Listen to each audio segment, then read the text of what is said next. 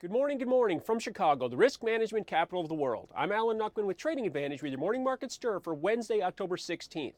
Markets made some new relative highs Monday night, which was technically yesterday's session. Then we saw some uncertainty unwinding yesterday, and the markets fell down. We had the E-mini S&P at 1692, down 12 and a quarter. We saw about a 0.75% loss in the stock indexes yesterday. The high yesterday was 1709 and 3/4, so that's a new relative high, low 1689 and a half. Dow futures lost 130, 15,095. The Nasdaq posted new 13-year highs at 3263 and a half yesterday, but closed at 3240 and 3/4, down 7.5 points. Dollar index got a little bit more firm, up 25, 80.56. 80.80 was a high, 80.34 was low, so still trading within a very tight range, trying to decide what it wants to do next. The euro currency was down 57, 135.23, but came back off its lows at 134.82, had a bit of a comeback in that euro as well. Bonds steady, doing nothing, 132.05. The low was 131.27, so continued to drift lower. Crude oil down $1.07, 101.41. The high in the session yesterday was 102.50. The low was 101.10, so 140-point range, $1.40 range in the crude market, really trying to decide what it wants to do, just like the dollar, just like bonds, and all these other markets with all this nonsense out of Washington, D.C. Gold lost $3 on the day at $12.73, but did come back to almost unchanged after making new 3-month lows at $12.51. So that was a nice comeback to see in gold.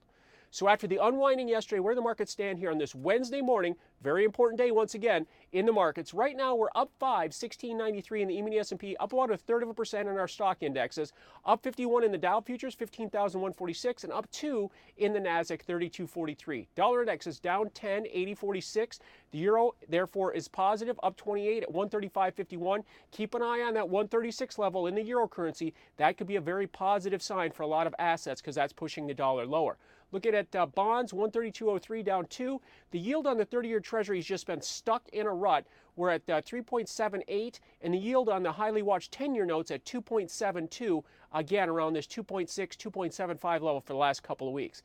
Lastly, crude's unchanged at 101.40. Keep an eye on that recent low in crude at $160. $100.60 is a recent low support, but we're not pushing through that, and 100 is important on a psychological basis for the week anyways. And gold's getting a little bit of power here, up $10 at 12.83. Keep an eye on 1,300 on a weekly basis as gold. We've talked about that for many weeks as the pivot to keep an eye on. So to wrap up the current action with 2 hours to go before the cash stock market open, we're positive on a very important day to see if a deal can get done out of the federal government here. We're up 5 at 1697, and we're up 51 in the Dow futures at 15,146. So the markets continue to show optimism until proven otherwise. I will see you early Thursday morning for the Morning Market Stir to set up your trading day. Alan Nuckman from Trading Advantage here at the CME Group, where it all comes back to commodities.